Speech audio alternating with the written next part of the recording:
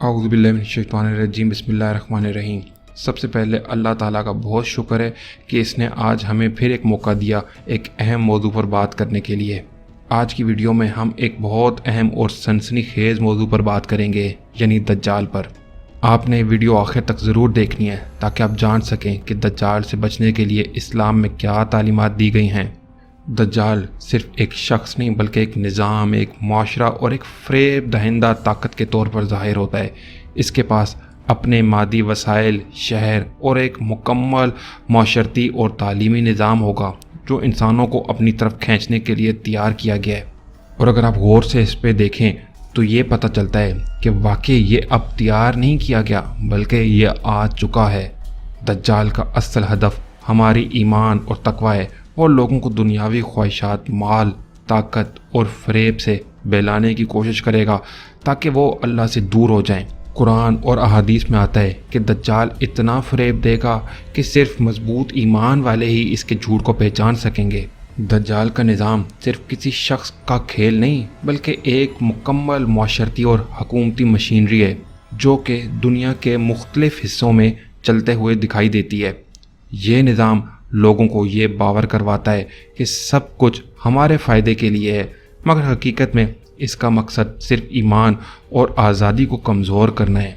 आप सोचते हैं कि शहरों की हिफाजत के लिए जो फोर्सेस मौजूद हैं वो आपके लिए हैं, लेकिन हकीकत ये है कि ये सिर्फ इन लोगों को काबू में रखने के लिए इस्तेमाल होती हैं जो निज़ाम के ख़िलाफ़ बोलें या सच्चाई सामने लाएं। जैसे कि मिसाल के तौर पे अमेरिका में कई बार आपने सुना होगा या देखा होगा कि मुजाहिरीन को मुंतशिर करने और शहरियों को खामोश करवाने के लिए ताकत का हद से ज़्यादा इस्तेमाल किया जाता है। लोग खौफ के मारे अपनी आवाज़ दबाने पर मजबूर हैं। बाज़ औक़ात आम इंसान के हकूक़ की भी पामाली होती है बस ताकि निज़ाम अपने असर को कायम रख सके। अगर हम बरतानिया, यूरोप और अफ्रीका की मिसालें लें तो यहाँ पे भी यही हो रहा है। यहाँ भी दौरान हिरासत, मार धाड़ के केसेस सामने आते हैं। मुजाहिरीन या आवाज़ उठाने वाले अफराद को दबाने की कोशिश की जाती है। मुहाजिरीन और सरहदी हदूद की पामालियों में सख्ती, ताकत का इस्तेमाल और अवामी मुजाहिरों पर कंट्रोल होता है। जैसा कि अफ्रीका में मुजाहिरीन को कुचलना, सियासी मुखालिफिन को हिरासत में ले लेना, इंसानी हकूक़ के कारकुनों को दबाना, ये सब दिखाते हैं कि जब निज़ाम की ताकत मजबूत हो तो अवामी आज़ादी और ईमान दोनों दब जाते हैं। ये सब कुछ हमें एक संगीन हकीकत की तरफ मुतवज्जो करता है कि दज्जाल का निज़ाम सिर्फ धोखा, खौफ और ताकत के ज़रिए कायम रहता है। बज़ाहिर हिफाजत और सहूलत के नाम पर जो दिखाया जाता है वो असल में कंट्रोल और ग़ुलामी की एक शक्ल है। जैसे कि लोग खामोश हो जाएंगे, अपने ईमान या इखलाकी असूलों की हिफाजत के लिए बोलने से डरेंगे। निज़ाम के ख़िलाफ़ आवाज़ बुलंद करने वाले अफराद को सबक मिल जाएगा ताकि दूसरों में भी खौफ पैदा हो, मालूमात और हकीकतें अवाम के सामने ना आएँ और निज़ाम अपनी हुक्मरानी कायम रख सके। अगर हम देखें तो ये निफादी इदारे बज़ाहिर अमन व अमान के लिए दिखाए जाते हैं, मगर हकीकत में वो अक्सर निज़ाम को बरकरार रखने और मुखालफत को खामोश करवाने के लिए काम करते हैं। जब कोई शख्स या जमात निज़ाम के ख़िलाफ़ इज्तिमाई शऊर बेदार करे या वो असूल जो अल्लाह ने बताएं, अदल, तकवा और रूहानी इस्लाह को तरजीह दे तो ये इदारे इससे एहतजाज या आवाज़ को दबाने के लिए नाफिज़ अमल हो जाते हैं। इस तरह लोग खौफ महसूस करते हैं, अपने ईमान और इखलाकी मौक़िफ़ से पीछे हट जाते हैं। अगर आप लोग गौर करें तो शहरों और बस्तियों में जो निगरानी के जाल बिछाए जाते हैं, कैमरे, डिजिटल रिकॉर्डिंग, ट्रैकिंग सिस्टम, इन्हें बज़ाहिर अवामी हिफाजत के नाम पर नस्ब किया जाता है। मगर एक सवाल बहुत अहम है कि अगर ये रिकॉर्डिंग वाकई अवामी मफाद में है तो आम शहरी को अपने घर के सामने या अपने मोहल्ले के कैमरे से रिकॉर्ड करने की मुकम्मल फौरी रसाई क्यों नहीं दी जाती? अमूमन ये रिकॉर्ड मरकज़ी कंट्रोल के तहत महफूज रहता है और आवाम को इस तक पहुंचने के लिए कई रुकावटों का सामना करना पड़ता है। अगर हम देखें तो ये जो नफादी इदारे हैं और ये बाकी सिक्योरिटी कैमरास अगर ये आवाम के मफाद के लिए हैं तो क्यों नहीं इस्लामी सज़ाएँ नाफिज कर दी जाएँ?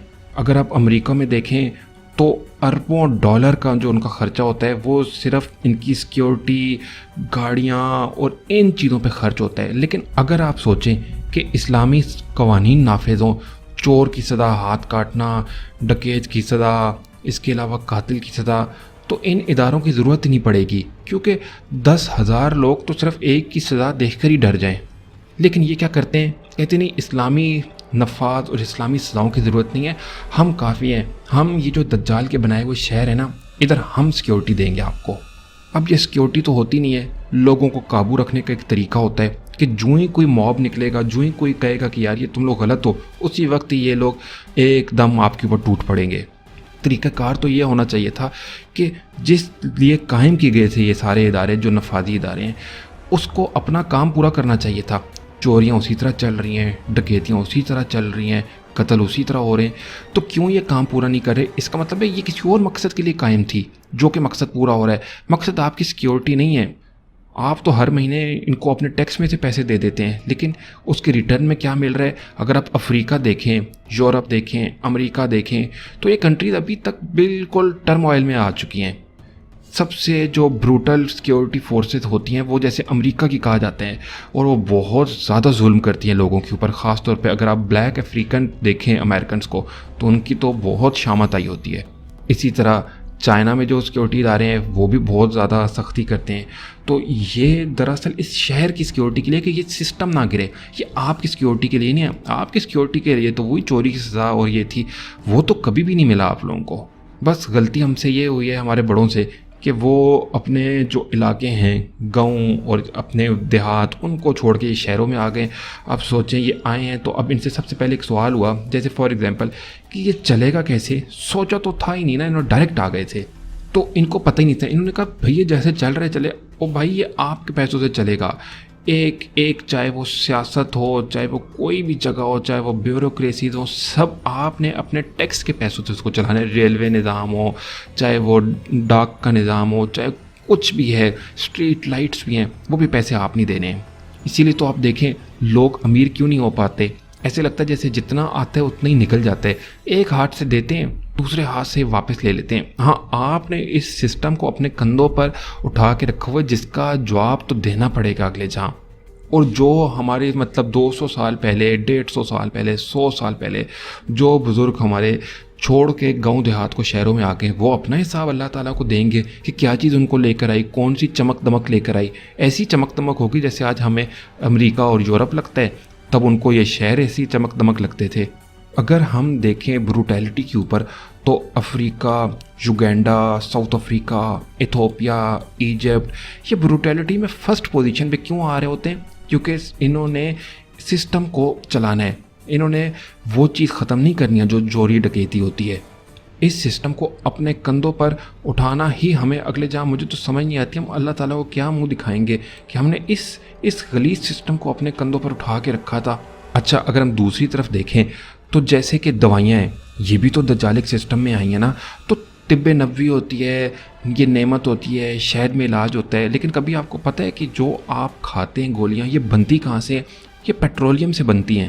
مگر حقیقت یہ ہے کہ جو جدید دوائیاں ہیں، جیسے کہ جو آپ گولی، مرہم، جو آپ شربت یا انجیکشن میں پائے جاتے ہیں، وہ بہت زیادہ 90% پلس پیٹرولیم سے حاصل ہوتا ہے۔ اس کے جو کیمیائی اجزاء پر منحصر ہوتی ہیں یہ دوائیاں، یہ سادہ حقیقت ہے۔ خام تیل کو ریفائن کر کے بنانے والے یہ کیمیکلز ہوتے ہیں، جیسے بنزین ہے اور بہت سے فارمولے ہیں، یہ انہی فارمولوں کو مکس کر کے جو پیٹرولیم سے نکلتے ہیں ایک ایک دوائی بناتے جاتے ہیں۔ جو فارما انڈسٹری ہے نا، وہ بہت بلین ٹریلین ڈالر انڈسٹری ہے۔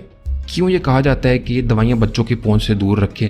اتنی خطرناک ہوتی ہیں کہ اگر بچہ 1 سے 2 زیادہ کھا جائے تو اس کی طبیعت خراب ہو جائے گی، ہسپتال چلا جائے گا۔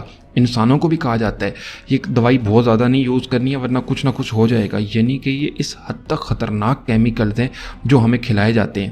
لیکن ہمیں کہا جاتا ہے کہ ایک ریسرچ کے مطابق پتہ چلا ہے کہ یہ بالکل سیف ہے، اور اللہ ماشاءاللہ سب انسان وہ چیز لینا، وہ دوائی لینا شروع کر دیتے ہیں۔ دیکھیں میں آپ کو وہی پیغام دوں گا جو آپ چاہتے ہیں۔ بیداری ضروری ہے، جاننے کی آپ کوشش تو کریں، اپنی دوا کے اجزاء کو چیک تو کریں۔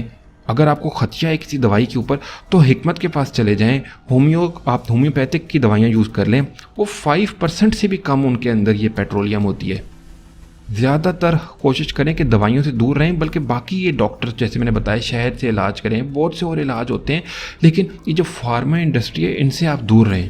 آخر میں یہی کہوں گا کہ آج سے پہلے نہ، آج سے 100-150 سال پہلے تک کسی کو پتہ نہیں تھا کہ یہ فارما انڈسٹری ہے، شہر ہیں، یہ وہ سب اپنے گاؤں دیہاتوں میں رہتے تھے، لیکن اب سب نے ادھر سے ہجرت کی اور اب سب پھنس گئے ہیں ایک قسم کے.